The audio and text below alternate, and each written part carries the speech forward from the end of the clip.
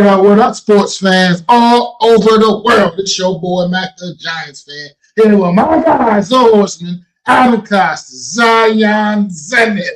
Y'all know what time it is. This is the Premium Taste Podcast. Let's go. Let's get it. Let's get it. What's up? What's up? Back to you in your life. It's supposed to be a Thursday afternoon, but due to schedule restrictions, we're coming to you guys on a Friday afternoon. So that being said, welcome to the Premium Takes Podcast.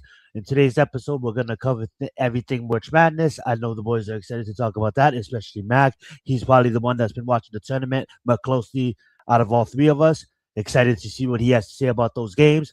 Then we'll just kind of cover the New York Giants a little bit, NFL rumors, NFL free agents, and then, of course, upcoming with the draft as well. So without further ado, let's talk March Madness. I'm going to turn the mic back over to Mac, and I guess I'm going to begin with the first question to you guys. What's your guys' thoughts on the tournament so far? Go right ahead, Mac. Well, tournament is always exciting as usual, man. I love March Madness. It's like my favorite sporting event of the year. Every year I look forward to it. I mean, I didn't even get to really watch college basketball as much in depth as I usually do, just due to my work schedules just being all over the place. So it just getting to this tournament and actually having these last couple of days to be able to sit back and enjoy it, which is actually the most exciting times for me of the tournament, is the first couple of days. And yesterday definitely did not disappoint, man. Yesterday it was just so many great games yesterday throughout the day. A couple of upsets. It was more upsets yesterday than what we've seen so far today. Indeed, for sure, man. But let's just start right at the top. The number one overall seed in this tournament, Duke, man. Not just number one in their region, number one overall seed in the entire tournament. Which to me, taking on the team called Siena, a little small school up in upstate New York, up there near Albany. I had to look up where they were from. I had no idea. But this team came in there, man, and gave Duke everything they could handle and some. And it took everything for Duke to, man. It took a hell of an effort for Duke to pull this one off. And I'm going to tell you right now, Siena, man, if they just would have, honestly, if they would have had maybe a couple of guys off on their bench that could have came in and gave their starters a blow, man, that might have been a difference, and that might have been all they would have needed, man, because Siena played all five of their starters the entire 40 minutes, wire to wire. Those five guys gave the best team in the nation everything they can handle. 11-point halftime lead Siena had, man, and Duke had to battle back in the second half to be able to pull this one off. And I think really what it came down to, honestly, myself personally from watching the game, those guys from Siena, they were just gassed at the end, man. They were worn out, man. They're going to get, those five guys, because it was literally the five guys. Nobody came in off the bench for Siena. Those five guys played the entire 40 minutes, and they took it right to the top team in the country. And the thing fascinating about this is, like I said, Duke's number one seed, overall seed in this tournament. I think if you do by my calculations, that would mean Siena must have been the last seeded team in this tournament, the number 68 seeded team in this tournament. So just think about the discrepancy right there and what kind of upset. You're talking about a bracket buster? No, that would have been a bracket explosion if Siena would have put off that upset yesterday. And it was just a great game, man. I tip my hat to that team, Siena, man. They were tough. And at the end, I love what Duke's coach had to say. Like I said, dignity. He didn't go out there. He understood that his team was very, very lucky to get out of there with a W. Respect, and I just love that about the tournament. But also just a couple of other good moments yesterday, man.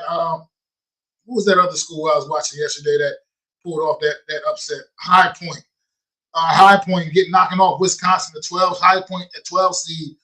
I'm not sure exactly where they're located. I didn't actually look them up, but once again, another school, who the hell knows where High Point is, knocking off the Wisconsin Badgers, man. That was another great game yesterday. It just can go on, man. What St. Louis was able to do to Georgia, it was just North Carolina. And then I was gonna get to that because that was later on in the night. No. I'm sorry. High Point's from North Carolina. Oh, high points from Look North it up. Carolina. Look it up, yeah. No, yeah, not UNC. We'll get to that too, but continue. Oh yeah, my boy. Yeah.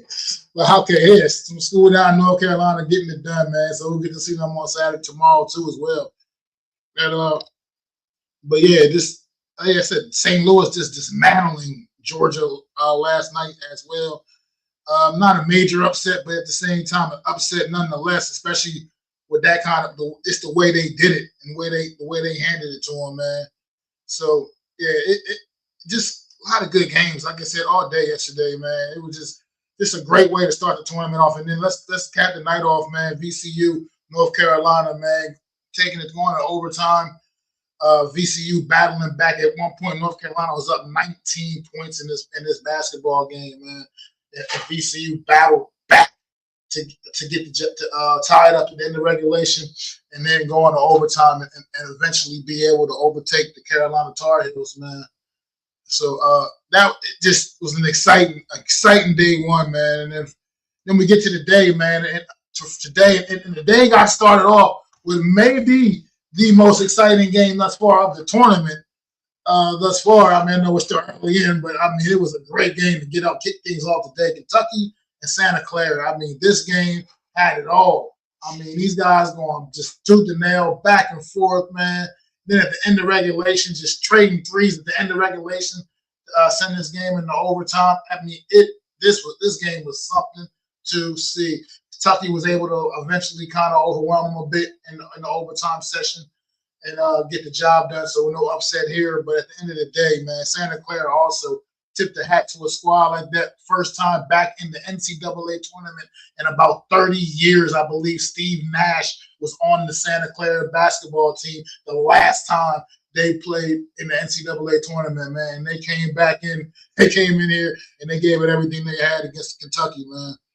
But like I said, not too many other upsets today. If I'm not mistaken, I believe every 9 seed has knocked off every 8 seed, if I'm not mistaken. That is, but I mean, those aren't big upsets, obviously. That's just a matter of just the teams that are pretty evened out. But other than that, yeah, not too many upsets today. That was but still some pretty good basketball, some fun basketball. Game I got on right now, as a matter of fact, Purdue against this Queens College, another school that's actually located in North Carolina. Right now, it's still competitive. Right now, Queens is down by 12 points as second half is just back underway, but still very much in the game, and it's been pretty fun. I've been kind of enjoying this one, so it's been pretty tight. But yeah, just March Madness, man. I just love it. Every year, I look forward to it, man. And I'm glad I got to sit back and really enjoy these games these last couple of days. I wish Villanova could get the job done. First time back in tournament in 4 years for them. And they took an L today to the Utah State Aggies, unfortunately. But that was also a great game. A lot of good offense, high-powered offense in that game. Both teams going back and forth. Actually, that 10-point differential that just came off a great effort from Utah State as they went on a big run to end that game and put the clamps down on Villanova. But that was a fun game. That was also a very fun, entertaining game to watch today as well, for sure.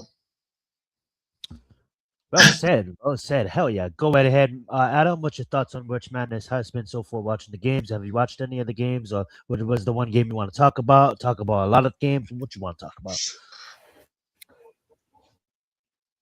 Listen, I only watched VCU and North Carolina towards the end because I was just scrolling through and I knew the tournament was on, but I forget that it's wall-to-wall coverage. So I just strolling by and I put the game on and I was impressed. I only got the last half of the game when it was basically tied. And I was like, wow, first off, a game getting to 75 points in college is interesting, right? The other thing is Tar Heel Blue. If you know anything about the Tar Heel Blue, they have two of the greatest athletes in the sports that we both love came from Tar Heel Blue, Lawrence Taylor and Michael Jordan, right? So you kind of stop when that team was on. So I was watching, I'm like, oh, wow. VCU was giving them a hell of a run, and I just could not see. I could just see that UNC was buckling under the pressure, It was just their shot. They just looked tight and tight. Meanwhile, VCU looked loose and loose. They just kept going and kept battling and playing defense. And then you watch that like last sequence, right, when TCU hits a shot. Basically, UNC hits one, and they tie the game up. And then they go down, and VCU misses. Right, then they go down, they give the guy a look, and he throws up a prayer, and you're like, oh my God, UNC is going to win at the buzzer, and they don't. They go into overtime, and then back and forth it went in overtime, changing shots. But it wasn't that VCU was getting bad shots. I feel like UNC was getting bad shots. They weren't really executing their offense. They ended up on the free throw line a couple of times, which saved them. Otherwise, the game probably would have been over before that, because VCU actually hit a couple shots prior to that to go up. And then remember the game was I think it was 75-75 or 76-76, and they went up and they tied it. And the only way the UNC tied it was with fouls. And you're like, man, this UNC team is looking gassed. And VCU just kept fighting. And then, like I said, the last 30 seconds of the game, the guy does a little shake and bake and does a step back jumper and puts it in from behind the arc. And next thing you know, you're seeing an upset. And I'm like, wow, this is why people watch March Madness. This is why it gets the burn that it gets, because things like this happen. And that's why we forget about sports. We're too busy, worrying about social media and basically chopping everybody down. At the end of the day, this is what sports is about. It's about a team that is a Cinderella, or would be a Cinderella. I mean, they're number 11, facing a number 6 UNC team, which was, like Max said, up by 19, right? Up by 19. If you're a fan at the bar, you're probably turning and watching a different game because you're like, UNC's got this in the bag, right? Then you look back, and all of a sudden, the game is tied, and in overtime, you're like, holy crap. And maybe you put a few shekels on UNC, and now they're gone because this team just did not give up. And they were coached well. Their young coach on the sideline, I think it was, I don't know who their coach is on their sideline, but he just had them in the right positions. And you could just see them defensively. They were not giving up. They didn't give up easy buckets. UNC had to earn everything. And that's why they went to the charity stripe. They just couldn't finish around the rim. Meanwhile, VC was finishing around the rim, right? They had a couple guys getting the rebounds, and they were still flying to the ball. So I really liked their effort. And it really was impressive to watch. I know it was not the full game, so I can't give you the back and forth, but I can give you what I saw. And I really thought it was interesting for a guy who's not a huge college basketball fan. Football fan, yes. I can watch college football with just about anybody. But with college basketball, I've never been huge into it just because of my personal preference growing up. I always loved the pros. But this is why, again, you watch it, because things like this, sometimes you just sit there and you happen to be flipping through channels, and you get this great epic matchup towards the end. And it was a great back and forth, because you were on the edge of your seat. Who's going to hit? For the first 3 minutes of overtime, nobody hit a bucket. So you're like, who's going to end this game here? Because we knew at that point, when you got that deep into overtime, you only had like a minute and a half, 2 minutes to go. You said next bucket's probably winning, right? At least that's what I was saying the same thing in my mind watching it. The right. exact same thing. You're like looking at the game, you're like their next bucket wins, because I don't know if this other, and that's what happened. One bucket goes in for VCU, and that kind of, you saw UNC scramble, and they had a shot at it, a couple shots to get it with a minute to go. But it was really, when you watched it, that last 5 minutes, like I said, it was just next bucket. It was basically that. You're in a pickup game. Next bucket wins. It's like, how you're at the last thing in your court when you're a kid and your mom was calling you in and you got like a minute left to play. Next bucket. You didn't even get next bucket wins. That's exactly what I felt like. And that's what happened. So I'm glad that it was a great game. Hats off to VCU. North Carolina, better luck next year. I'm sorry to say it. You're a powerhouse. You didn't come through. So bye-bye. Goodbye, VCU. Hopefully you do well in the next round. And just one more thing I actually wanted to add on to that. The whole thing about the tournament, what I like about the tournament too, is because you get to see these teams that you have not seen one lick of. Like, who the hell know Siena? Like I said, Siena. I see a damn Siena game all season long. Know nothing about no damn Siena. But got to find out, and they went out there and they earned some damn respect, even though in defeat. they still earn this respect just because they go out there and put on that kind of a show. I mean, Duke yesterday rolled out of bed. Those kids rolled out of bed yesterday morning and thought all they had to do was show up to the arena. Well, guess what? They did just exactly that, and they got their teeth nearly kicked in. They did get their teeth kicked in. The hell with that. Like I said, at the end of the game, Duke's coach acknowledged, like, yes, I was out coached today, by the Siena coach. I mean, to me, it's just things like that, stories like that. Like I said, this school right here, I'm watching this Queens. You see none of these guys all season long. You've never seen or heard anything about any of these schools. You get to see some of these other players that these schools that have talented players on their team, guys you would never even get a chance to see otherwise, but they get an opportunity to showcase their talents on this stage, and you get an opportunity to see what some of the little guys are all about as well, man. That's the beauty of the NCAA tournament, man. That's one of the things I love the most about it. Is getting even a little more information about some of the talent that's out there that you wouldn't know about just because they're not playing in the big national programs that get all the airplay on ESPN and whatnot. Great point, because I remember those type of things. We always talk about a Cinderella story or some team like Marquette coming out of nowhere when they had Dwayne Wade, and pulling off upsets and things like that.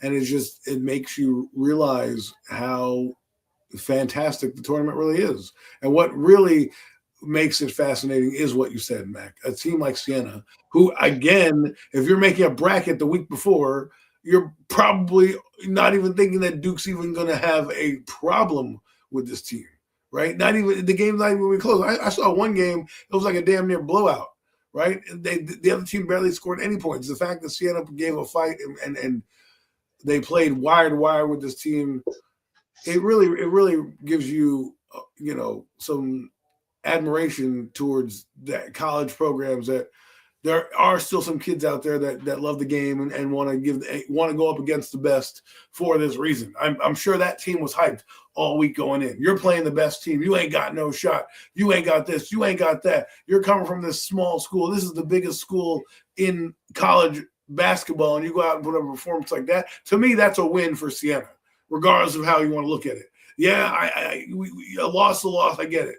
But when you look at what the school did, the grand scheme of thing, the macro level of this game, that was a win. Because now more kids who might not be able to get to Duke might want to go to Siena now. Oh, man, I have a chance to get and play in a big-time game. I get to see a team that I don't normally get to see. This is what makes things fun, Mac. You said it perfectly, and I just wanted to share that same sentiment. Well said to both of you guys. Love it. Good takes. One thing I do like about the tournament too, it's one and done. You know what I'm saying? There's no second game. So it's like what you guys are saying about Duke. It's like you can't wake up just overlooking anybody, because everybody can hear in this tournament. Yeah, in recent years we've seen where it's lopsided, but especially in the day and age of the transfer portal, where we just seen Indiana host the Natty for football, I believe anything is possible in college sports. And when you have a team and everybody is on the same page, kind of like what Siena, nobody but probably Siena and Sienna's people thought that Siena was gonna do what they did yesterday, and for them to come in and put up a performance against Duke. I personally didn't watch the game, but seeing Duke and knowing Duke has always been like that basketball program, that collegiate school, kind of like Gonzaga and Villanova and all those other schools that come to mind when I think about basketball. Duke is up there, and great way to put Siena on the map. I'm not trying to just repeat whatever you guys said. But that being said, though, I love the fact that the tournament is one and done, and if not giving it your best, then you're gonna fold for the evening, and better luck next year. That being said, though, one team that you guys want to win it all, I'll let Matt go first, and then Adam, you can go second. Or one team, maybe you don't want them to win them all, but one team you're gonna kind of keep your eye out throughout the tournament. You're kind of rooting for, I guess. Well, I'll go first because I don't really know the tournament that well. I'm just going to ride with VCU, right? They might end next week, but a win like that, you don't know what that does to your program and how that could propel you into the next round, right? You hope they're not feeling themselves. I don't really know the tournament. I'm probably not going to look. I hate to say this, maybe I'm being lazy, but I got a lot going on this weekend, so I can't really follow the same way. But if I'm the Rams, VCU, I just beat North Carolina. And I don't care if they're the 6th seed, they're North Carolina. 2 teams in the NCAA. I guarantee you ask most college basketball fans, 2 teams that they talk about the most are probably UNC and Duke. Why? Because we normally see them towards the end in the Final Four and sometimes fighting for championships and things of that ilk, right? I remember that UNC team that won back in 2005 when I was a young buck, right, with Marvin Gaye Williams and a few other people on that team. I forgetting all their names, but they won. So they were up there. Duke's been there with their coach for a while. So for me, I don't know the tournament. I'm not going to follow it that well. And I normally I would probably take a team like Fighting Illini, but I didn't see them win. So I'm just going to go with VCU, and hopefully they do what they need to do and they advance. And maybe next week we're talking to you about VCU getting to the next round. All full disclosure, I did, fill out my bracket, and I did pick Duke to go all the way, and I think that still is going to happen. I think what happened yesterday was what they needed to understand that they got to be focused and ready. Wasn't for those Boozer brothers, man, I don't know what would have happened to Duke yesterday, because both the Boozer brothers was what held that team together. Ultimately, it was the reason why. Boozer, as in like Carlos Boozer's sons? Yeah, both of his sons played for Duke, yeah. Oh, my God, now I'm old. And they absolutely were the reason that Duke was able to get the job done yesterday. But if I had to pick my Cinderella story from based off of what I've seen and what I saw yesterday, I'm going with that High Point team, man. That game against Wisconsin, that team showed a lot of grit and they were a lot of toughness, man. They got some players on that basketball team, man. And if they, any low seed could potentially, be one of those big time Cinderella stories this year, going deep into the tournament into like maybe the Sweet 16, Elite 8. I think this High Point team could possibly pull it off. They got a tough Arkansas team tomorrow, so we'll see if they can get by Arkansas tomorrow, man. But if they do, I think this is definitely one of those teams that can go on one of those potentially magical runs, man, from one of the low seeds, man. They're 12 seed in this tournament right now, and I think that's the possibility. They really look. I really was impressed with what I saw from that team yesterday. Well said, guy. Is there anything you guys want to talk about outside of inside of March Madness before we move on? I don't have anything else about March Madness right now. I do want to say something else before I forget about it. About something else completely off, not basketball. Yeah, I thought you were asking about another sport that we watched, because I have another. I have a sport that it's about a person, a specific person. Go ahead. Yeah, we'll give you the mic and we'll let you go. Go right ahead, Mac. Just want to say, the world last night, sometime yesterday, I guess in the evening, lost another legend in the world, man. Chuck Norris passing away yesterday at the year 86 years old, man. Somebody. And Mean Joe Green. With the martial, I didn't even hear about Mean Joe Green. Wow, rest in peace to both of them. Chuck Norris, synonymous with the martial arts world, man. Working with Bruce Lee, Walker, Texas Ranger, man. My grandmother used to have me watching Walker, Texas Ranger. That was her show. That was her god. You know what I mean? Walker, so she would never miss episode of Walker, Texas Ranger. But also, like I said, back in the martial art days, working with Bruce Lee, Way of the Dragon, or AKA Return of the Dragon. It's a movie that goes by 2 different names, but whatever. It's either way, it's the same damn movie. Chuck Norris was the bad guy in that movie that Bruce Lee had to overcome. And just Chuck Norris was a legend, man. And I didn't even realize he was quite 86 years old. I guess I knew he had to be up there, but just wanted to acknowledge Chuck Norris. And I didn't know about Mean Joe Green, but definitely rest in peace to Mean Joe Green as well. Part of that Steel Curtain defense. All-time legend as well, man. So rest in peace and condolences to both of their families, man. Chuck Norris, well said.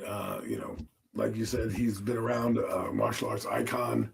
I've seen him in movies and all over the place. I wasn't a Walker Texas Ranger fan, but I didn't know of the show because it came on after Raw on USA.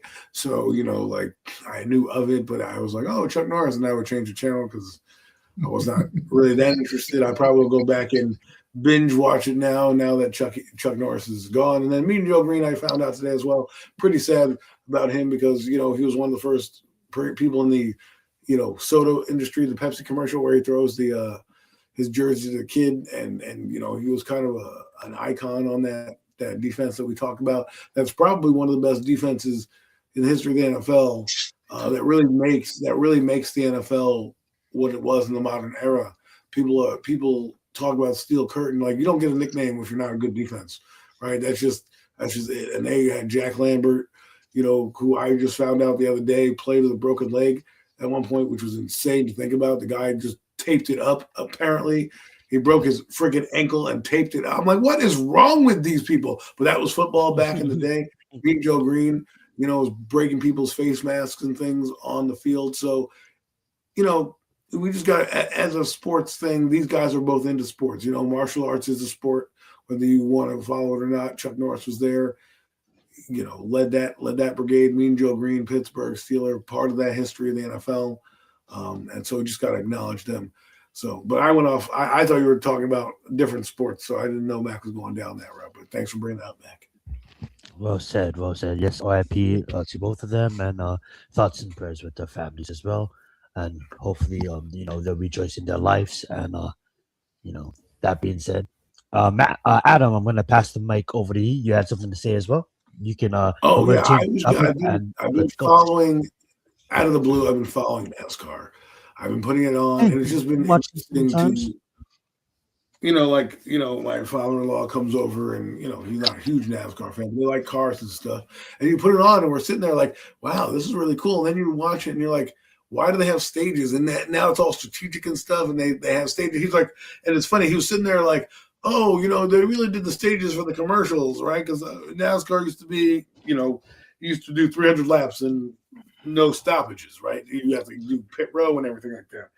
So it's interesting. I was really watching it the last few laps. In the first race I watched, the Michael Jordan team won. It was fantastic last finish. It was, it had everything you wanted. It was suspense. The guy came out of it from like third place, and his teammate helped him get into first place by shifting the other cars. And the next race I watched, it was a huge crash, and there was a long caution flag. And then it was just like you're watching these stages. And when I was a kid, you had to plan your pit stops. Now you basically get a break to get pit stops. And I'm just like, what are we doing here? What is the point? And the point is they wanted more commercial time and all that stuff. And I'm like, you're taking away from the race, because basically you have a bunch of mini races within the one big race, because you could technically be maybe last place, but then you restart the race. And at the end of that stage, you're in a different place than you were. But don't you like that? I don't know if I like it. I think it's more for the younger I like fans. it because it gives, I guess that I had fun watching it these past couple of weeks, because I love sports, right? And Sundays is usually for football, but I play fantasy. So I played NASCAR fantasy. And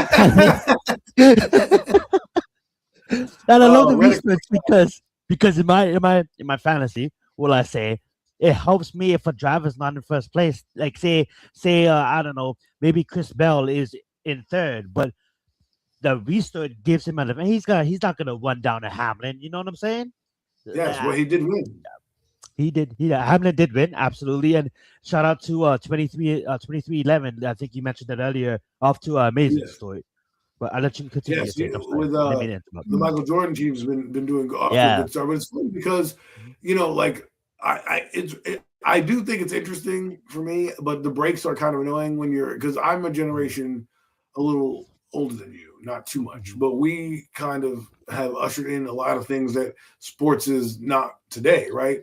Like, absolutely. I was the last team it's not that far away, but the last people that really understood the racetrack the way it was. Now people are not going to remember that you had a continuous loop. You're not going to see the stars that I saw in terms of the Dale Earnhardt Jr.'s and the Jeff Gordons. I mean, I came up and I was telling my father-in-law, he's like, oh, who was your favorite racer? I was like, oh, I love Bill Elliott and Tony Stewart. Like, those are my two guys. Tony Stewart, because he used to fight everybody. He was so fucking pissed off in his Home Depot car, and I fucking loved him because, he almost fought Jeff Gordon once because Jeff Gordon, did a shitty move and cut him off and put him in a crash. And that motherfucker was waiting for him, pardon my French, at the end, I'm going to kick your ass for doing that shitty move. So, of course, I love Tony Stewart in that regard. Bill Elliott, I loved Reese's and McDonald's as a kid, and he had the Reese's and McDonald's car growing up. I think he also wore 99, if I'm not mistaken. I could be wrong. But I loved it. Now I'm kind of getting back into it. The other day I also watched. They had the open road course for Formula One. That shit was crazy too. I was like, yo, this is insane. Oh, don't Like, you think Formula One is so insane? Oh man, it's like I'm not saying I'm a huge racing fan, but I'm just getting into other kind of sports as an outlet. It's fun to flip through the channels, see a sport that maybe you're not as invested into, maybe as far as football or basketball or baseball, but outside of the big three, right? But like to be a casual fan of these racing sports like NASCAR and like F1, like I remember growing up, never really watching Tony Stewart or Jimmy Johnson, even Kevin Harvick, but knowing the names, Danny Patrick, and all these NASCAR people, right? And it's just now I'll be laying down and I'll be like, you know what? Let me flip through the channels, and then you see these sports you necessarily not follow, and it sucks too because by the time the playoffs come around for NASCAR, it's the early season for the NFL. So it's kind of hard to finish off a NASCAR season when you're just trying to watch the NFL season. So, but as a casual, I get exactly where you're coming from. Yeah. Right, baseball's heated up too, but it's just interesting. And I put on some hockey game as well because of Americans winning the United States in the gold. You know, I watched that gold medal game. That shit was fantastic to watch. And so, you know, I was so I didn't mean to get emotional, but I wasn't emotional, but I was like, yeah, like I yelled at my, showed some passion for the team. And because I love the Olympics and I love my country, and when my boys do well, I do it. But it just is bridging a gap to sports that I don't normally follow. So the last couple of weeks I've just been cruising, and they've been on. And because it's been cold, because we can't go outside, because it's been a long thaw here on the East Coast. I know Mac feels that. Here at that winter storm, huh? You're tired of the fucking cold. Sometimes it's spring. Like, come on, brother.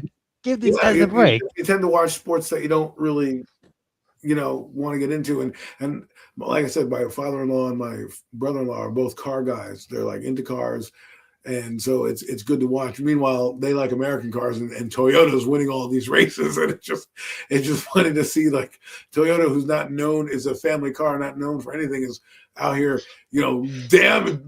demolishing these American race car drivers, and the biotechnics that go into it, like with everything and how the dimensions are and the weights that they put into the car and how they've configured it, and the stages are different now because it's now more strategic. I mean, I'm not saying it wasn't strategic back when it was a full race, but do I pit if this is the last stage? Do I need to go to the pit row? Do I just ride these tires out? Like, these are things that you never thought about. Now you're thinking about, because the race is so condensed in these stages and you get points for winning the stages too. You can win the overall race. Great. That's what you want when you want to win the whole points thing in NASCAR and be in the playoffs, like you said. But you can also win stages, and that gives your team points as well. So if your team ends up with top 5 finishes in each stage, they get points. And it's just like, this is just so intricate with that. And the other day I watched this they had the highest peak in the racetrack I ever seen because it was a road course. And so they were like 300 feet in the air getting to watch this race. And I know I'm going off on a tangent, but I just found it fascinating. And being that we're on a talk show about mostly sports and a little pop culture with Chuck Norris, I thought I'd just bring that in and sprinkle that NASCAR experience. And it's gotten me kind of interested this week to kind of see where they're going now. I know they're in Darlington right now for Formula One, for F1 racing. I don't know what they're going to be doing on Sunday, or if there's a pre-race. I don't know, but it's been fun. Absolutely. Well said. Mac, any thoughts about NASCAR? No. All right. I have no thoughts at all about NASCAR. Alrighty. No, but I absolutely get it, Adam. I've been watching it as well. I'm just sitting there like,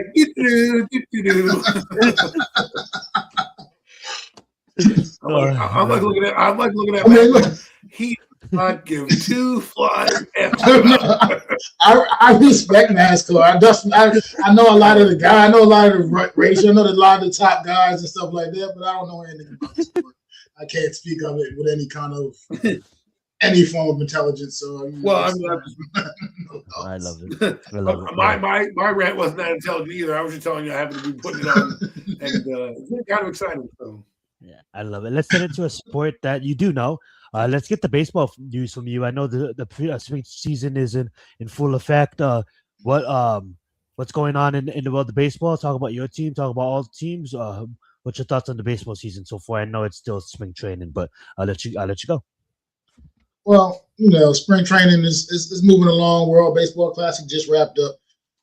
USA dropped the ball against Venezuela in the championship game, but here now, I mean, everybody's kind of back with their teams for the rest of spring training, actually, which is basically over as the regular season does get underway, I believe, next week. And the Mets are what the Mets are, man, right now, and I got to kind of give them that New York Giant treatment a little bit, man. I'm not gonna keep falling for it. I fell for it. Oh, last year I fell for it bad, man. I thought we were gonna be the big bad Mets last year, and we were the big bad Mets, very very bad, and I'm not falling for it again. I mean, yeah, once again, looks good on paper. Soto looks like he's gonna come in and just be a monster. A lot of moves. We're gonna life after Pete Alonso.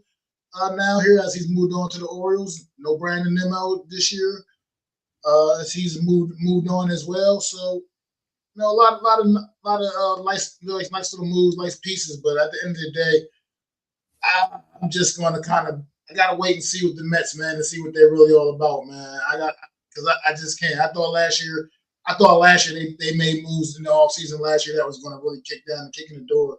And they were going to just be that team that was going to go out there and compete with the Dodgers. Oh, my God. I can't believe I actually said that at one point before the season last year, that the Mets were going to be out there truly ready to compete with the Dodgers. What a joke that was. So this year, man, I just want to see what they can do, man, once we get to the real deal. Been a solid preseason, solid spring training, though. I can't deny. I've seen some impressive things. And I do expect a better season than what we got a year ago for sure, but I'm not willing to bet anything much more than just it being a better season at this point, because this team has a way of letting me down every time, man. So before I go to Adam, I will ask you this. Being here in California, you hear a lot. I'm not a big baseball fan, but you hear a lot of the Dodgers this, the Dodgers that, and obviously I've been following the Dodgers because of Shohei. I can't even say I'm a Dodgers fan. But as a person that sees it and hears it, do you, as a baseball fan, believe that there should be a salary cap in baseball? But a team can't just go and swoop up all the greatest players and just try to buy championships like what the Dodgers has been doing in the last couple of years. No offense against the Dodgers, but let's call a spade a spade. Should there be a salary cap in baseball? Oh man, it's tough to say because at this point, I just feel like it's a dog-eat-dog world, man. I mean, it's just kind of the nature of the beast, man. You can't hate on the Dodgers for having more money and having enough money to be able to get that top talent in there. The Yankees used to do it, and nobody seemed to be bitching about it then. So it's like, at the end of the day, right now the Dodgers are it, man, and they're a destination right now, and they got the best player in the world on their team. And he's getting a boatload of money. So, I just think the salary cap thing, I mean, is it truly going to even the playing field? Not really sure, man. I think the cream always rises to the top regardless, man. And, you got to figure out a way to get some more money, get some more revenue, man, to be able to get that extra cash to be able to pay the top players to come to you, man. But, what I kind of noticed on casually following it for the past couple of years is baseball is such a different sport, whereas in like you can go to any NBA or NFL team and the field and the court is going to be the same dimensions wherever team you go to. Baseball, you have different sizes with different perks and stuff like that. absolutely. And I like that. I like that answer because I kind of feel like you look at Toronto, right? And correct me if I'm wrong, but like in baseball, even though, the Dodgers has the most stacked team, it doesn't mean a team can come in and play good baseball and knock them off. We just seen them almost get knocked out by Toronto Blue Jays, right? And it's almost as if I see that point being taken a lot with as dog eat dog world. if you can't beat them, go outplay them, and that's what I can kind of respect about the sport. It's like, we just seen Toronto almost upset them, and yes, obviously I forget the guy's name right now, but they grabbed another big timer in the offseason, and you see a lot of teams that it's anyone's chance at the end of the day. It's still a professional sport. So even though you have a super teams, we see it all the time in basketball where the super team doesn't always win the NBA championship. Go right ahead, Adam. Well, Any thoughts about baseball? I mean, you're interesting. You say that because, like Max said, the Yankees did that many times, and now teams are going where they want to win championships. And it's unfortunate because we don't have the Mamba mentality in sports where you want to beat everybody, not join everybody, but you go where the highest bidder is, right? That's what sports has become. And baseball, I economically not familiar with their logistics, but a salary cap is past due. That was years ago. They should have implemented the salary cap. They have not. Mm-hmm. So at this point, it's no point in doing that because, like you said, if it's an arms race, they almost got beaten last year, LA, right? But they had war of attrition, as you know, where they just outlasted their opponent because their bats got hot eventually and their pitching came through, right? They have the two best players on the field. They have one of the best pitchers in the game, and they have one of the best players in the game. That pitcher came in and stifled the Toronto Blue Jays that last game to eliminate them. So in baseball, I feel you can have an arms race like you do, but it really does come down to your hitting. It's not the way you build a team in baseball is not similar like in the NFL or the NBA. In baseball, you bring in a big bat, but that big bat could suck for you, right? He cannot come through for you. Right? Look at Juan Soto. He came in with big expectations, streak or something like that. Right. He wanted big expectations, and he didn't live up to the expectations yet. Right. Same thing as Juan Carlos Stanton when he first came in with the Yankees. He was injured a lot, and you're like, well, and he didn't really help them and propel them. He still really hasn't at this moment really getting them over the hump. But those are the type of players that you bring them in, and you pay all these free agency dollars, and maybe they're not right. Like A-Rod came in, he did what he did. They won a championship with him. People still hated him, but he was a hired gun. And you're going to see that in baseball a lot more because of lack of a luxury tax. But nobody cared when people were going to play with Tom Brady, right? No one cared when people were going to go do certain things in the NFL. It's just a matter of timing. Like if you look at a guy like Paul O'Neill, right? He won championships.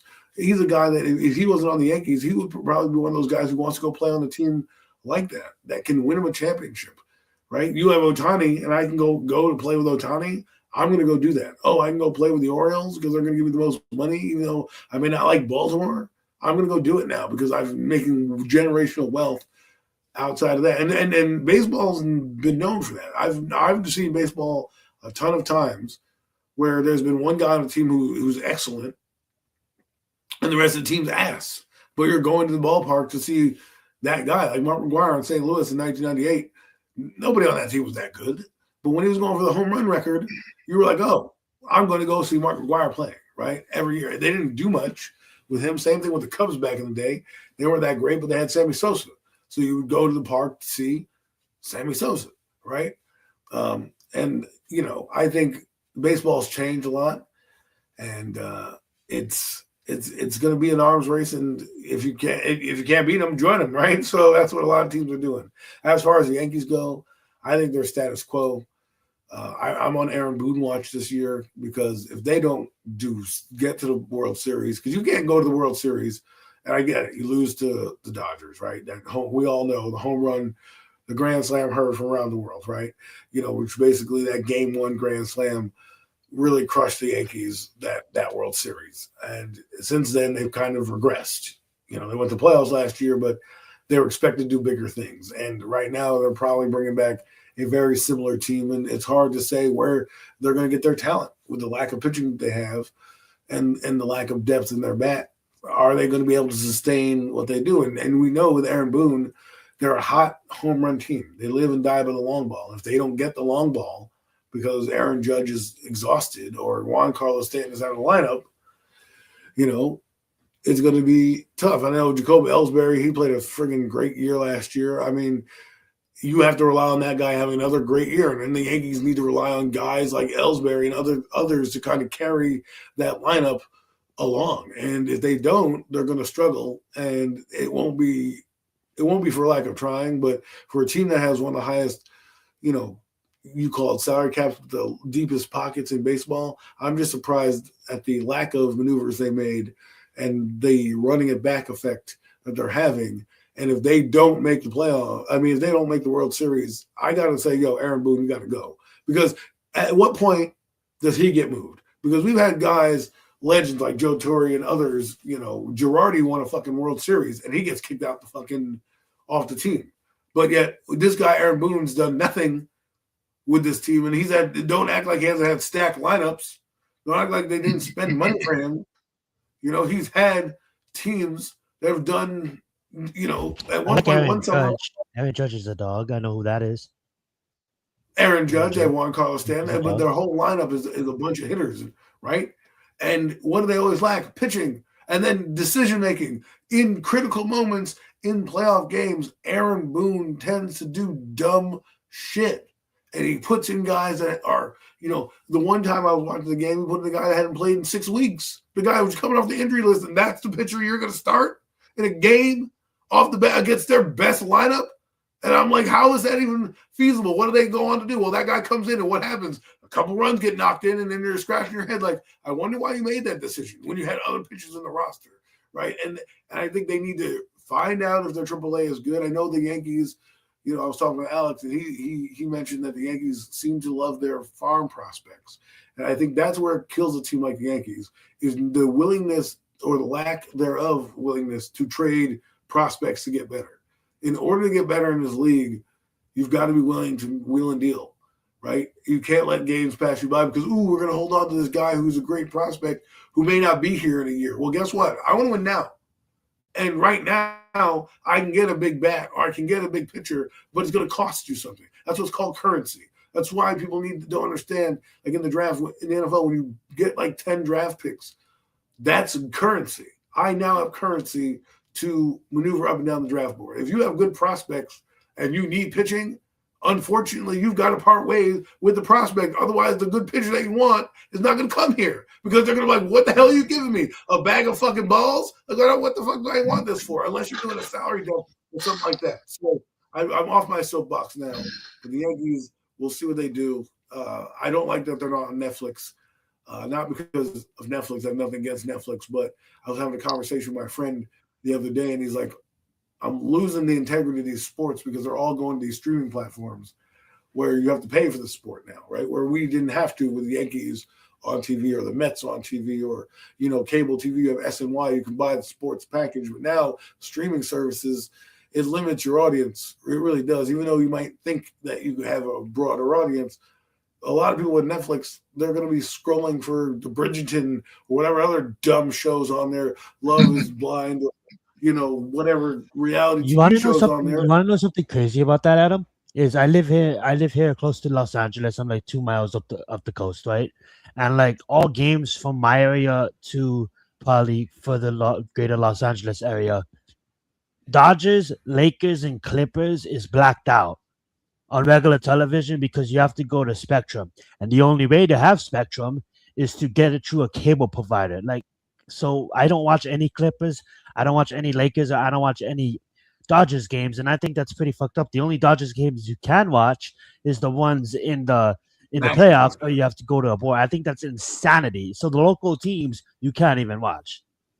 Unless you subscribe to a cable package. That's called bullshit too, because that's just a monopoly in itself. And I was in New York. I grew up with the Yankees. They did not. The Yankees were prime viewing, right? I mean, they made a whole network for the Yankees, the Yes Network, right, just for Yankee baseball. And now here you are on Netflix. Like, I can't even watch wrestling these days anymore because it's on this. Because you gotta get ESPN platform and that platform and this. And like Thursday Night Football, I was talking to somebody. The only reason it's bad because they have Thursday Night Football, whatever. But it's on a platform like Prime. It's not even on national TV. It's on Prime, and it's just you're getting it. To me, it's free revenue, right? Because someone's going to pay for the subscription, so it's not like they're not getting money from Netflix. They're making money, plus they're making money on the ad revenue. So there's a double fisting that, and I just think baseball is selling out to Netflix, and good for Netflix. You're getting sports, right? Good for Can you. we just say, like, could we all agree that Netflix, like, can you have more NFL games because of the fact that, like, they do good on Black Friday? Like NFL, when they do NFL games, like, it's good quality. You know, I like the production value. I like the little graphics that they have. So the very few NFL games that we get a year, I like watching the NFL on Netflix. I don't know if I'm the only one, but I think I'm not they do saying good I'm not that you're not hearing what I'm saying. I don't Yeah, care. no, about I sports. get what you're saying. Yeah, I'm but just there's saying, just like, too much spread out. Everything's too spread out. right. When you look at it Yeah. and you're watching sports, I don't need a menu on top of a menu to find out where the hell you're playing. Oh, you're playing on the Peacock, but not the normal NBC show. You're playing on this stream. Like, what the? Oh yeah, when Peacock I'm thing. used to turn on NBC, turn on ABC, turn on Fox, and I got my games. Now I have to find Peacock and CBS, Paramount Plus, and Premium Plus, and all this plus, and it's like, What the kids will say gosh, nowadays, you're a triple OG unk, Adam. Welcome to the unk stats. listen, I am finally an old person. I am the curmudgeon on the sandbox. I never thought I would be, but damn it, I am. I'm like all these streaming platforms. But that's what alienates. It alienates the older audience. Yes, Yeah, I mean, absolutely. like yesterday, for instance, when I was at work yesterday, and when I was getting off work, my relief officer that was coming in to relieve me, he comes in, and I got the game on. It was like the first game that started off the day yesterday. I'm watching that on Paramount Plus. He's like, oh wow, you can watch a game on your phone. I said, how do you do that? He's like, how do you do that? And I'm like, oh, well, I mean, this game's on CBS right now, so I can watch it on Paramount Plus because they show all the CBS stuff live on. You can watch CBS live TV on Paramount Plus app. He's like, oh, he said, I don't know. He said, I don't know anything about that. I just got all I know about it, turn it on my TV and watch it on my TV channel whatever, channel 3, whatever it is. You know, I'm like, yeah, see, that's what I mean. And that's the same thing with Thursday Night Football. It alienates the older audience. Well, I mean, a lot of these older folks, they're still just kind of watching regular old TV. You know what I mean? They're sitting there having all the streaming services and if that and the other going back and forth. So it just, to me, that's who it alienates the most. And I think that's kind of unfortunate because a lot of the older guys, they want to be in the mix. They want to be able to enjoy the sports and the entertainment the same way everybody else does. And they don't really know much about all of these streaming services and whatnot. So that's, to me, is who I think is just, it takes it so long right there. And real fast, Adam, you notice how none of it with a guide or anything like that? They just expect you to, just go on Prime, just figure it out. Like there's no you know what I'm saying? It's kind of like, well, the thing is, when you get to these streams, go ahead, Adam. They have like a guide within a guide. They have the home screen, what's trending now, this, that. Like sometimes I'm trying to find my continue to watch, which used to be right on the bottom, but now it's like, what's new? Top 10. This, I'm like, now it's taking me 4 or 5 scrolls just to get to resume watching a show that I'm looking to watch. Like, I'm not trying to be old. I'm just saying these platforms used to be what they were. You bought them because you didn't want to see commercials. You bought them because you wanted to binge watch old TV shows and binge watch new shows. Now, I've got everything under the sun. TV's almost obsolete now, right? And it's just, like, I just want to consume my sport. Like, I don't even get SportsCenter, which used to be on everything, right? So, I watch NFL Network. That's what the compromise was on my package. That I was like, I can't afford all these $100, internet, $100 this, $100. And before you know it, you're paying just as much as you used to pay for cable, for cutting off cable, because you got to pay $10 for this streaming service. $10. Next thing you know, you got 10 streaming services. That's $100 worth of streaming, and you only watch 2 shows. You only watch like 2 shows. Like that's what I'm saying. Like Paramount Plus, I go on there. There's a ton of shit on there. You know what I watch on Paramount Plus? Fucking Ninja Turtles. Okay, that's what I watch for my kids. Ninja Turtles. And you know where I get that? I got Tubi. Tubi is fucking free. You know what fucking free is? Tubi. I can watch whatever movie on there, and I'm like, damn, I'm paying for all this service, and I get the same bullshit TV on Tubi that I do for all these other things, and I have to pay for this fucking shit. Like, what the hell is going on here? Like, that's what I'm talking. I'm looking at Pluto TV. They're laughing at me like, "Oh, you're paying money. Come watch Pluto TV." I'm like, "Fuck you, Pluto TV." With all my other fucking subscriptions, Tubi's the same way. I'm watching the NFL channel on Tubi. I go to NFL Network, and the same shit's playing. I'm like, I paid $50 for the NFL Network when I'm free for Tubi. Like, that's what I'm talking about. This is what this fucking stream. I'm sorry to be an old man right now. And I'm I'm 30. Shit. I'm 33 and I feel the same concerns. I mean, like, I watched a retro YouTube short the other day and it's all like, don't you miss the guide? Thought I'll never say this, but don't you miss the TV guide? It's like now that everything is overstimulated. Hotel programming. You know what I'm saying? Like, you got that guide channel at the hotel, right? The guide channel, they tell you what fucking channels they got. I just watch that for nostalgia now. I go to the hotel. I didn't even put on TV. I just put on the guide to listen to the music. And I'm like, ha, I'm back. I can win again. You know what I mean? Because I know it's coming on at 8 o'clock. I'll see you later. Fucking Tom Cruise and Top Gun. I'll see you at 8 o'clock when I'm done with the beach. Why? Because, hey, guess what? I saw it in the guide. I'm coming back. You know what I mean? Yeah, and everything is oversaturated, overstimulated. You can't pick a show. You scroll forever. I was in the bathroom, but I heard what you said about the continue watching. They seem to have hid that tab. Now you have to endless scroll just to get to that tab, and the endless scrolling, man. The ways these machine companies just program our minds to just endless scroll. I don't like it, and yeah, there's just oversaturated in content right now that you can't decide. And to be honest, I do miss the old fashioned just the guide and just be able to know what show you're gonna watch at what time. I do love the ability to binge things nowadays, but the ability to, like, for instance, the only show I watch outside of sports right now that I kind of follow weekly is Survivor, right? So I'm watching Survivor 50 weekly, and it's on Paramount Plus. I love Paramount Plus. There's a lot of great things to watch on there. But that Max said it does come with the CBS, right? So you can watch CBS, so you don't need to pay another subscriber to get CBS. And now that I'm watching, it's like 4 weeks in. I kind of miss that rating a week, right? Because sometimes when you just press skip, it's always good to binge a series, but the gratitude you get was like, you know what, I waited all week. It's kind of like a Sunday football game, right? I waited all week to see my team play. So a lot of the time nowadays, like, this youth, they can't understand what we all go through, because I grew up in the early 2000s, and I was the last generation that had to experience what we all have to experience is the factor of waiting for something, saving your allowance to buy something. Everything is so instantaneously nowadays to these kids that they could just press the skip button, or they could just move on to the next episode. And this is not me versus the younger generation. This is just now that everything is so on demand that things just seem more complex. I'll land the plane there. Go right ahead. Put a bow on that, please. I'm just tired of the sports going on to streaming services, because the whole point of my streaming services was not to pay extra for now sports, right? And I think AEW does it perfectly. They are on normal TV, and they happen to just be on HBO, who owns TNT. So they are already built in. They didn't have to buy and go to Netflix and do all of that stuff.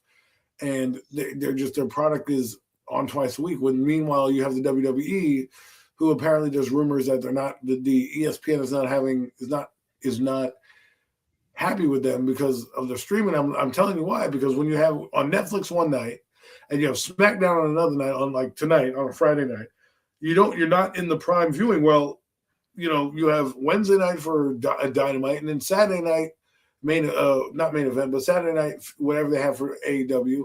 I just feel their product is better because they're on free cable TV. You don't have to go and scroll. And I'm just saying, I understand why the teams are doing it. It's more ad revenue, free eyeballs, free money. It just gets annoying to have to now buy a streaming service to go watch CBS Sports, or buy a streaming service to get the Sunday NFL, like the NBC NFL, right? And you do all that. So I just thought it was kind of lame that baseball was doing that. That's all. Well said. Let's move on to football and the Giants, football and the NFL. We'll probably go on good for 30. See where the show takes us. I just really wanted to open up the mic to you guys, have an open conversation about it. I'm gonna give the mic over to Mac, whatever you want to talk about, whether it be the draft, whether it be any additional free agents that we picked up since the last time we talked, any free agents that you're eyeing that you're hoping to wait, maybe we can sign. I know we did clear up some cap room, so we do have money to basically go after anybody we wanted to. But in in respect to the salary cap, I know we're not going to go out there and blow all our money. But that being said, anything you want to talk about Giants related, NFL related rumors, trade rumors, Well, anything, go right ahead. First off, Mac, I saw your video. All right, you better give Evan Neal more credit than that. Okay, I know you're talking about Josh Zudu coming back. He was talking about Josh Zudu, and then he goes throw shade on my man Evan Neal.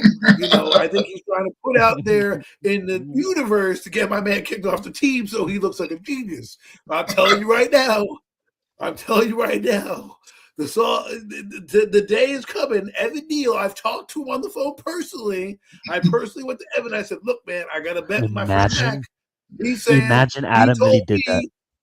He told me that you're not going to make it. He said you're a lazy fat bum that should be flipping burgers at Burger King. And Evan Neal looked at me on the phone because it's a video call, and he said, "What did he say about me? I'm going to make this damn team." And I said, "You go, Evan. You make this damn team. You make me proud to be the only supporter on your island." And if you know me, folks, I've been on an island before. This one's an island of trash. Okay, the first one was an island of sand with Daniel Jones. This one is a landfill. I know this guy's probably not going to make the team, but damn it, Mac, I want you to respect him. And while you're throwing shade on my man, I'm going to go to your guy, Josh Zudu, okay? And I'm going to say, you know what, Josh Zudu, you need to be on the first bus out of here, okay? Because you're not making the team because my man, Evan Neal, that's right, 73, top 5 pick in the draft, he's going to be taking your spot. So Josh Zudu, don't get comfortable. Don't think you're making the 53-man roster because you're not. My boy Evan Neal is. Remember, he's from, what's that school? Roll Tide, Alabama? Yeah, that's right. Well, I don't think either one of those jokers is making it. Like I said, I'm not. If I was a betting man, I'm not putting any money down on it. Like I said, point blank, I'm just not. I can't do it. Won't do it. I just look at them as what they are, man. They're a couple of camp bodies until they prove they're more than just camp bodies. Joshua Zudu is absolute doo-doo. If he's not playing, if he's not even being when he got me signed, it has to be to play guard. Like I said, I just can't. This dude cannot play tackle in the NFL. I don't know why he got the amount of chances at the tackle position that he got. Once he got Daniel Jones nearly killed, that should have been the end of that experiment. Yet still, they continued to roll him out at tackle anyway. You drafted him to be a guard, and yet you just thought, oh, it's a good idea to make this guy be a tackle. Let him be our backup left tackle on top of that. No, it was a terrible experiment, and he's on his last legs. I just don't. Like I said, a lot of people have been getting bent out of shape, wondering, why would you resign Evan Neal? Why would you resign Joshua Zudu? Like I said, you got to have people in there. You got to have guys in camp, man, to compete and practice with. Pretty much at the end of the day, you got to bring 190 some odd guys in for training camp and stuff like that. You got to have bodies in there, man. So that's what they are right now at this point. Nobody cares that Evan Neal was once a 7th overall pick in the draft. Nobody cares that Joshua Zudu was once a 3rd-round draft pick that was expected to be able to be a contributor on this football team. At this point, this is a whole new regime, man. So their draft status means nothing at this point. Now it's put up or shut up for both of them. And I just honestly, if I'm a betting man, based off of what I know, what I've seen, I just have no faith in either one of them making this roster. That's just the way I feel about them. But one thing about this team that I'm liking, just watching the moves getting made, something I did talk about yesterday. I did a little quick live stream yesterday, and something I was just talking about was the special teams on this football team, like the attention to the detail in that regard, man. Really making it a point to boast of the special teams, and it makes sense with a head coach like John Harbaugh with the deep special teams background that he has, and just like I said, bringing in guys that are going to be difference makers on the special teams, like that signing like Elijah Campbell. Obviously, he's not coming in expecting him to make some noise on the defensive side of the football. For you're bringing that guy in for what he does on special teams, and that's what I mean. And then upgrading the kicker and bringing in Jason Sanders and upgrading the punter, getting signing the best punter in the NFL. These are things that, like I said, these are the details that haven't been getting enough attention over the last several years from the previous regimes. You know what I mean? I know obviously offense and defense are both, more important in the sense, obviously, to the team, but to the success of the football team. but special teams is just as an important role as well. And it looks like we have a coaching regime, a coach and a regime coming in here that's paying attention to that as well and understanding that is important as well. You've got to have a special team checking. The New York Giants have been notoriously bad on special teams too over the course. We don't talk about it as much because how bad they've just been in general. We're just piling on at this point talking about special teams, but at this point, but it is a reality, man. And I like the way we're making moves that are going to absolutely upgrade that unit as well.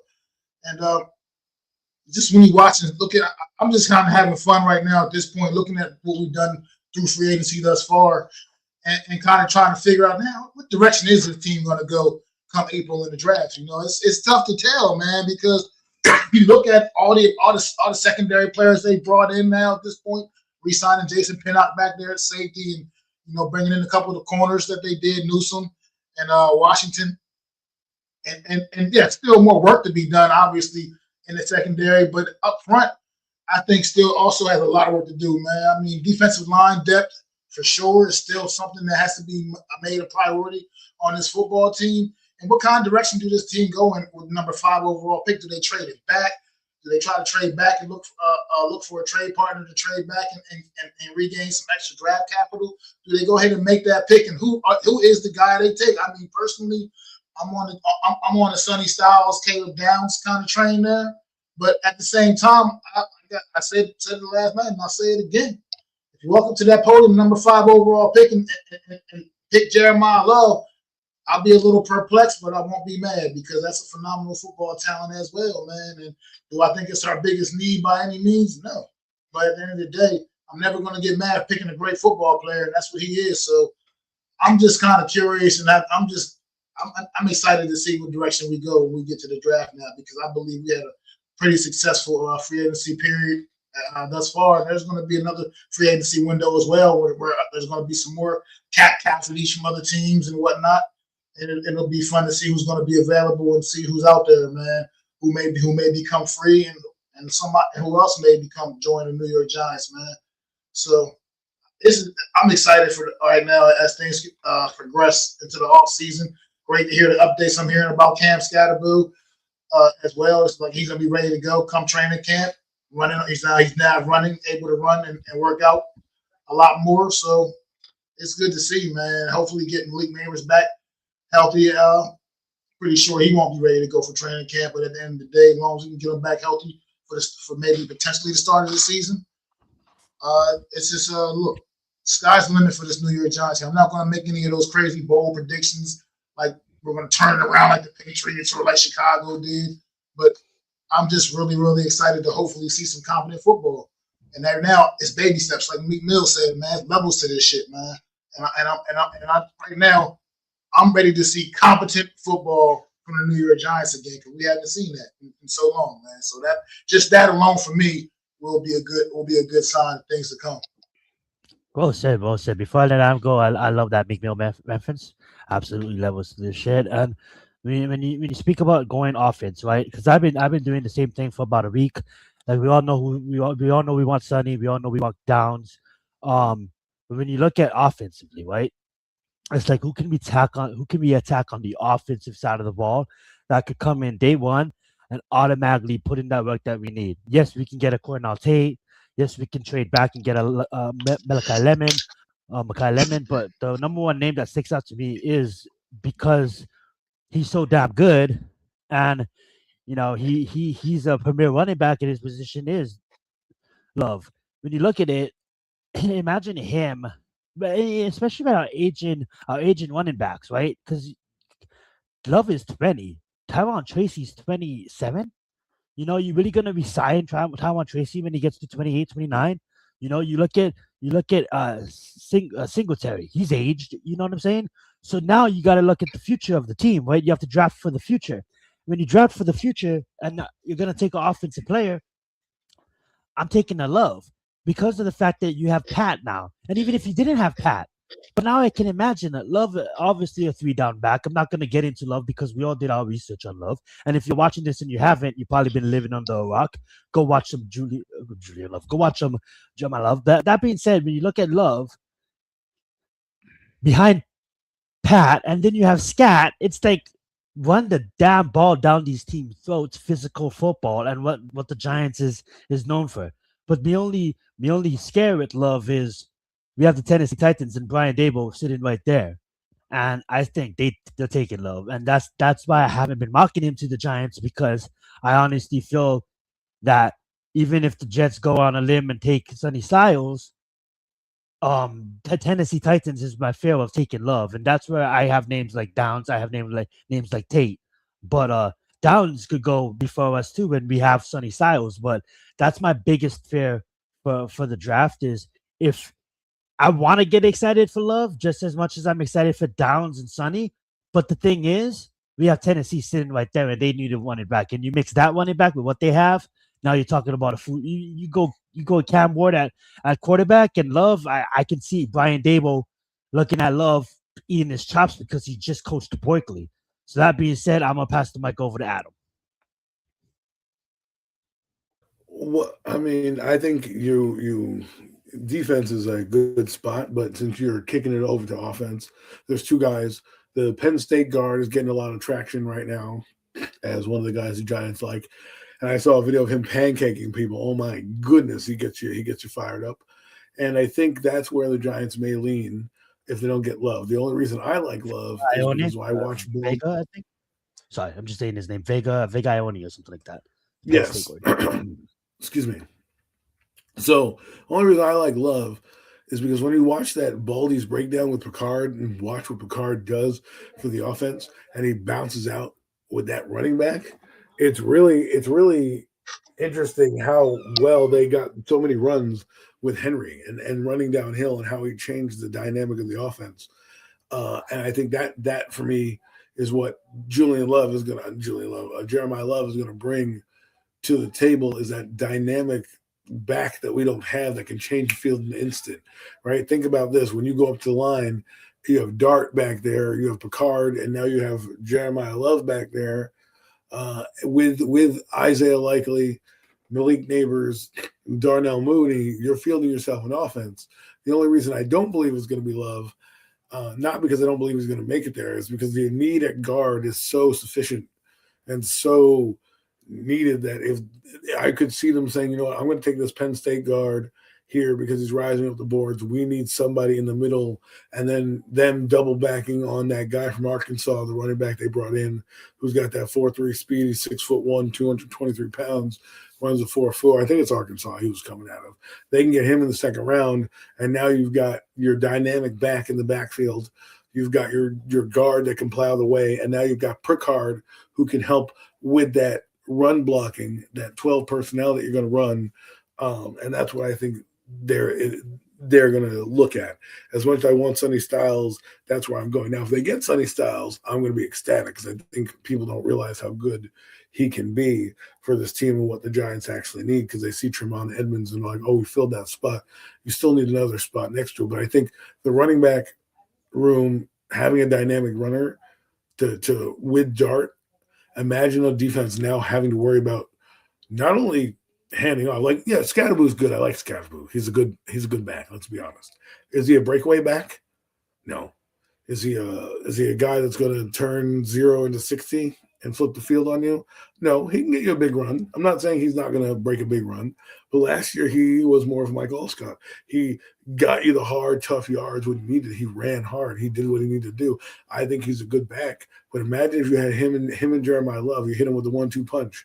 You have Jeremiah Love. That's what they did in Baltimore. They had Derrick Henry, and then they bring in their other backs to kind of give him a spell. But if you look at it, when they ran, if you look at that offense was Lamar Jackson, Derrick Henry, and they occasionally threw it to Zay Flowers and Hopkins, right, and Likely when they needed to. And they did a lot of stuff off that run game, because if you look, they had Mark Andrews in the backfield. They had split tight ends. They rolled out their quarterback because people had to respect the run game. And I think that's the reason why I think they're going to they have a chance to get Love, but why I feel they're going to take the offensive lineman and then take the dynamic running back in the second round and forego the linebacker position this year, because I think they're going to want to build on offense in that way. as much as I praise Evan Neal and pretend to be on his side to make the team, which I know I'm going to look like an idiot because he's not going to come through. I think it's more about you can't rely on that. If John Runyon goes down, I'm pretty sure Mac is going to spit his coffee out or his bad elf out if he has to see 73 trot in the field because John Runyon, busted an ankle out there, right? And now we have to watch Mr. Olay himself not make a block, and there goes a sack fumble or something like that with the quarterback. So I do believe that's where they're going. I know it's long-winded, but those are my two spots: is the guard and the running back. Well, the thing about the offense too, real quick, if you went in the direction of say we do get up like a Jeremiah Love, to me it'll create that dynamic. I don't know if you guys remember back like Tiki Barber and Brandon Jacobs. When Brandon Jacobs was like a rookie, Tiki Barber was obviously the lead back. And he get all the big plays, get you downfield.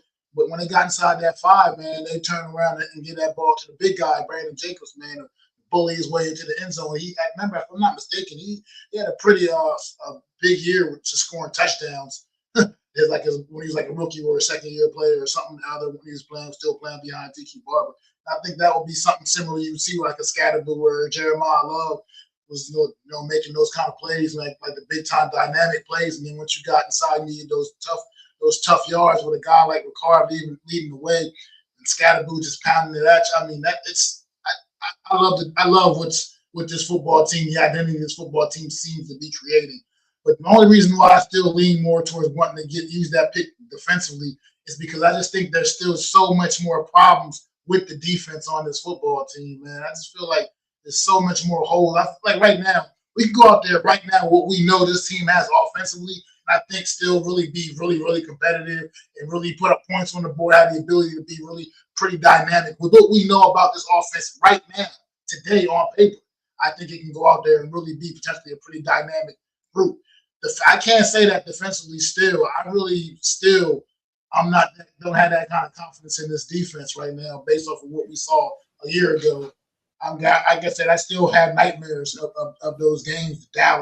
First Dallas game, Denver, Detroit, Green Bay, Chicago.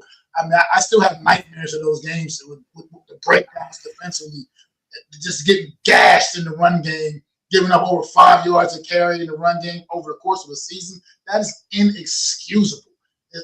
I just really feel like that's why Sonny Styles, Caleb Downs, to me, one of those guys got to be the pick because those are game-changing defensive talents that can come on this. I mean, just absolutely generational type guys. Like they can both be the next greats at their respective positions.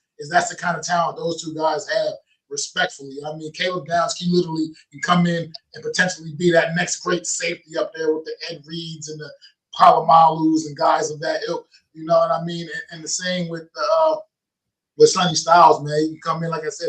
I think people are truly sleeping on just how good this guy really is, the kind of football player he truly is. People are hung up on the workout, the combine, and yeah, that put him, to me, that just will put him over the top.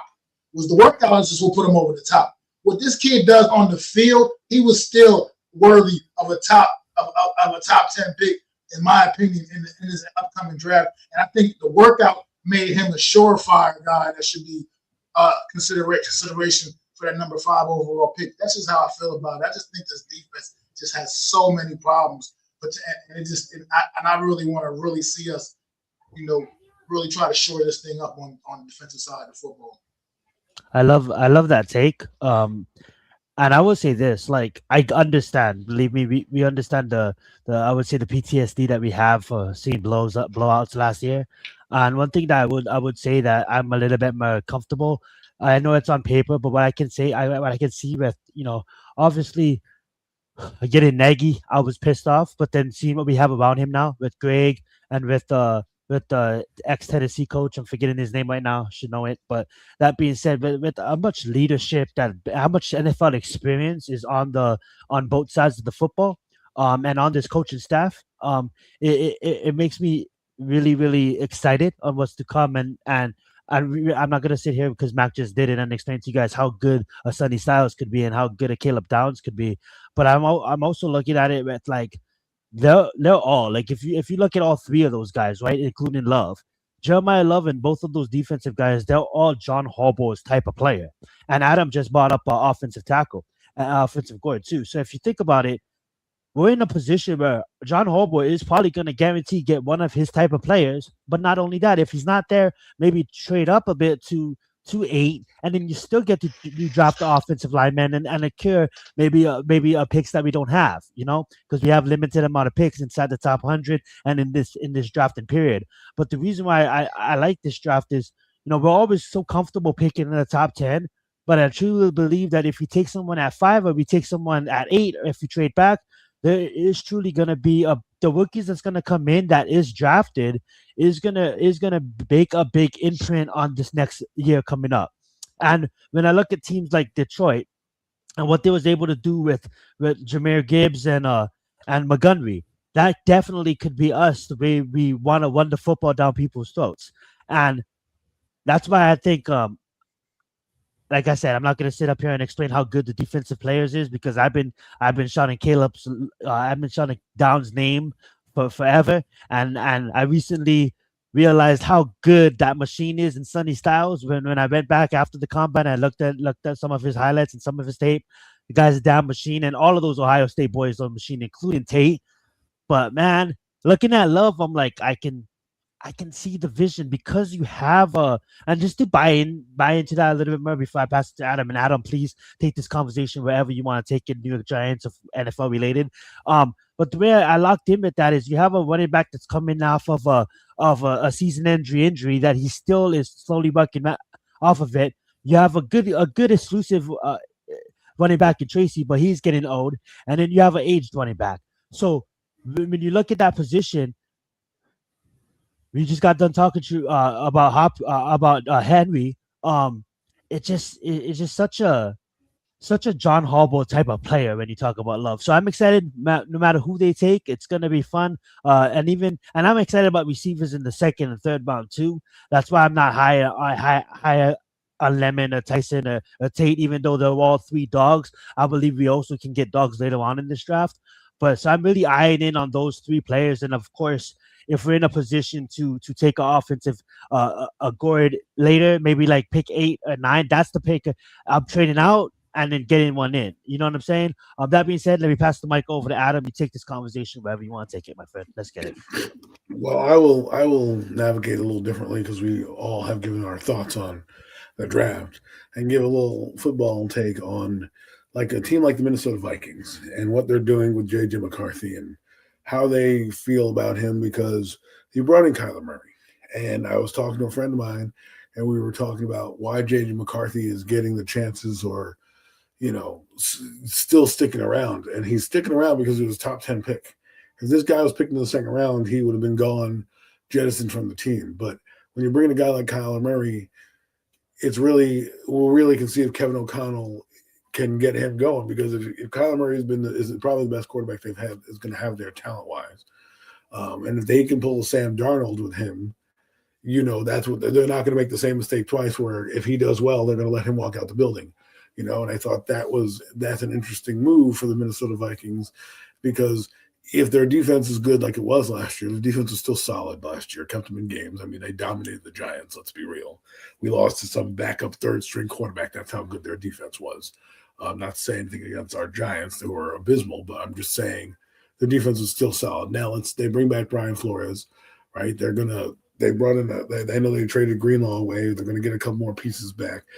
Now you get Kyler Murray, and you can utilize the Addisons, the Jeffersons, your TJ Hawkinsons of the world, because you can get a quarterback who, even though he doesn't study that much, has had more game experience than J.J. McCarthy. And I think that's a move that I'm interested in seeing how it develops, because we've seen what the Vikings can do when they bring in competent quarterback play in terms of Sam Darnold. And they're regretting letting both Sam Darnold and Daniel Jones walk, because obviously they didn't have anybody. I can't believe they regret that. Don't worry, Vikings, you're not regretting that one. But they do that, and I think this is interesting to see. The other interesting thing to me in the quarterback carousel is what Tua Tagovailoa will do down in Atlanta. I think giving up on Michael Penix this early is a little different than McCarthy, because McCarthy's been injured and hasn't looked great when you played him. Penix hasn't looked great either, but there's been flashes of brilliance with him where you're like, oh, wow, I can see why you drafted him number 8, and he's talented. So I know he has a knee injury, and that's taken away. Hopefully that he can get rehab, but that's another thing. Will Tua bounce back? Because a lot of these quarterbacks we were talking about, the middle class of quarterbacks, I'm going to call them, is starting to crop up. Guys getting second chances or rebirths. Look at Malik Willis going to Miami. We're going to see if he can give himself a rebirth. Kyler Murray, Tua Tagovailoa. Will these guys latch on and be able to rise from the ashes and take a team to the playoffs and get a second contract like a Baker Mayfield did, like a Sam Darnold did, hell, even like a Daniel Jones out of nowhere did, right? And I call that the middle class of quarterback because we tend to forget that they exist because we go from the top 5 and then we go to the bottom 5 and everybody kind of just blends in between, like the Trevor Lawrences of the world and these other quarterbacks that we talk about, but we don't really talk about. These guys we will. And the Vikings, how quickly will they turn to Kyler? How quickly will Atlanta go to Tua? Will he win the job outright? So these are a couple of little storylines that I'm intrigued to follow. Can I add on top of that too? Speaking of the Vikings in particular, like I just say Tua in Atlanta, retire, my man. That's just too much injuries. But we'll see what happens. I wish you the best. That being said, focusing on Kyler Murray, I think it's a perfect point you brought up too, because they still have JJ. They still don't know what they want to do with JJ because of the fact that he still has something to prove, but he can't stay on the field. And when you look at I was looking at the draft picks, and some of my friends are Vikings fans. I should bring them on screen and get their take. They have two picks in the third, so I can see them. Obviously, I like Kyler, and I think Kevin's one of the underrated offensive geniuses, and I don't think he's underrated no more because he just revived Sam Darnold's career. And what Adam's point is with the late bloomers of quarterbacks, we all expect these quarterbacks to just know everything coming out of college, and sometimes it just takes some time. And when you actually give them some time and give them some stability, they can actually turn out to be really good. And so, focusing on the Vikings and focusing on Kevin O'Connor, I mean, like, I think that guy's a great offensive guru and quarterback guru in a sense, and he doesn't get as much credit as these other guys around the league. And when you look at these quarterbacks coming up in the draft, I mean, like, we all know that there's only one true quarterback in the first round, and his name is Mendoza.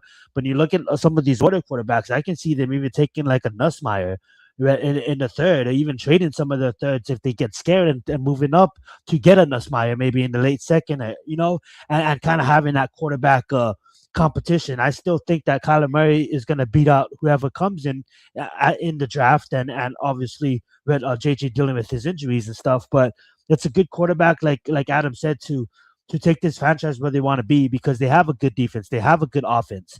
All they was lacking last year was the good quarterback play. There are people in that fucking huddle that I didn't even fucking recognize. Like, who the fuck is that guy?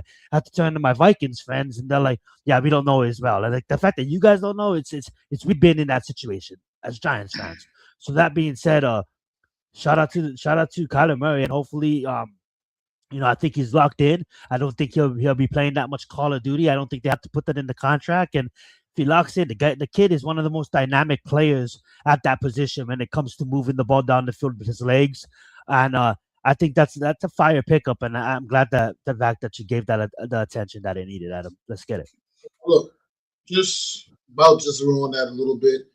Go right ahead. Just the way I feel about Kyler Murray. I mean, I think this is potentially an opportunity for him, to prove around the league, not just even to just the Minnesota Vikings, just around the league, that he still could be potentially a top quarterback in this league. I mean, I think people forget that J.J. McCarthy last year essentially was basically playing his rookie season, essentially. I mean, I know technically he was a second-year player, but let's face it, he was injured his entire rookie season from the preseason.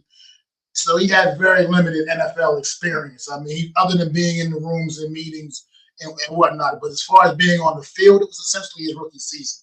And yes, there were a lot of downs. You know what I mean? But he also did show a few flashes here and there. And I think it just goes to show you where we're at in the NFL, where the NFL is now. It's just that there's no patience anymore, man. It's no you got to hit the floor running, or it's just not good enough, essentially. Because back in the day, the way like a JJ McCarthy is coming along right now, that was essentially how you want to see it be done. You know what I mean? Progression. You know what I mean? But now just nobody wants to wait for that. So you want to bring Kyler Murray in, and look, he's got a couple of dynamic receivers. Obviously, one of the very best in the league, Justin Jefferson, another very good number 2 receiver, and Jordan Addison. T.J. Hawkinson, the tight end. I mean, you got some weapons out there for him to work with. Probably the best weapons he's obviously worked with in his career, obviously. Actually, so I mean, this could be interesting over there, man. You're right. Their offense has a potential to be very, really dynamic, man, with Kyler Murray in it. Because let's face it. I mean, it's no sugarcoating and getting around it. I don't know if it's going to be an open competition or what their plan is in Minnesota, but let's face it. JJ McCarthy is not likely to beat out Kyler Murray. I mean, that's just not likely to happen. So you can go ahead and pencil Kyler Murray in as a starter, regardless of whether it's going to be an open competition or not. As far as I'm concerned, you can go ahead and pretty much pencil Kyler Murray in as a starter. With him, I mean, who knows? He can go out there and it could be he could have a season like Sam Darnold did a couple years ago in Minnesota, in which I think Minnesota, if that's the case, would not make that same mistake and let that quarterback get up and walk out the door.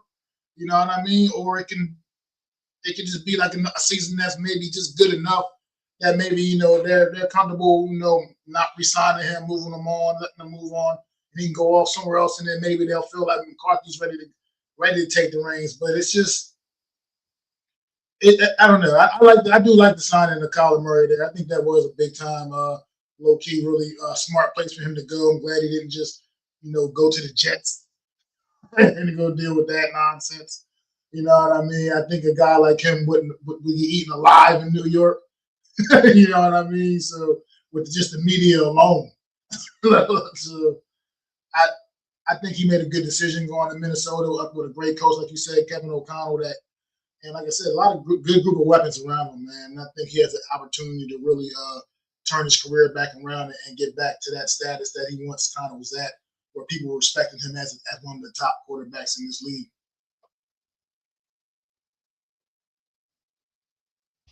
Well said. Well said.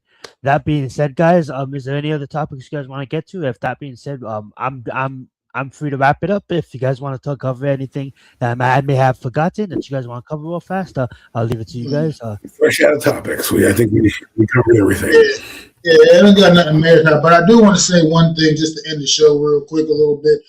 If you guys looking for something crazy, super dope show to watch, man, on HBO on Sunday nights at 9 p.m. Eastern time on Sunday night HBO, man. It's a show called DTF St. Louis, man. It is absolutely dope. It's 3 episodes in. Stars Jason Bateman, the guy that played Hopper on Stranger Things. Those are the 2 main characters. It's like a dark comedy, whodunit kind of thing, man. It's like I said, 3 episodes in. Each episode just gets crazier and crazier, man. And really, I don't know how many episodes it's going to be. The one I'm already like all in, like, damn, who the hell did it? Who did it? Who did it? Who did the deed? You know what I mean? I want to know. The show is super dope, though. It's called DTF St. Louis, man. It comes on HBO Sunday nights, 9 p.m. Eastern time. Also, it streams on Max, obviously. So, yeah, I highly recommend the show. Anybody hasn't seen it yet, check it out, man. DTF St. Louis. It's super dope show, man. It's crazy. Hell yeah. And if you guys want to include some pop culture here at Premium Takes every now and then, I'm down for it too. I'm such a movie and show buff as well. So I'm gonna pass the mic back over to you, Mac, and you can end it out. Let's get it. Thank you guys all for watching. We appreciate you guys. Sorry I didn't get to this earlier. Raphael, thank you so much, and Mosley, thank you guys so much. Let's get it. Appreciate everybody once again watching the show, tuning in to the Premium Taste Podcast. Make sure y'all go and like, subscribe, and ring the bell to all of us that support all our channels, man.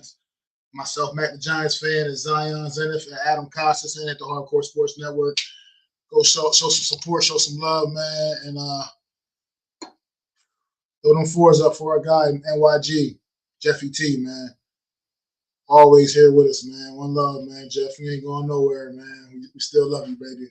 And it's been another edition of the Premium Takes Podcast. I guess we'll be back on our regular time next week. I'm not going to be able to do the show next Thursday, guys. Talk about that afterwards. But yeah, guys. So I'm sorry, late announcement. No show Thursday too because my sister's getting married, so I'm gonna be at her wedding. So sorry, super late announcement, totally last minute. But yes, no show next week, guys. But we'll resume the week after that with some draft talk. We'll have some draft things to cover, talk about some prospects, and then go from there. Didn't want to take over the outro. Back over to you, Matt. That's all I got. Like I said, thanks again for tuning in. Like, subscribe, ring that bell, man. We'll be back in a couple of weeks. Peace.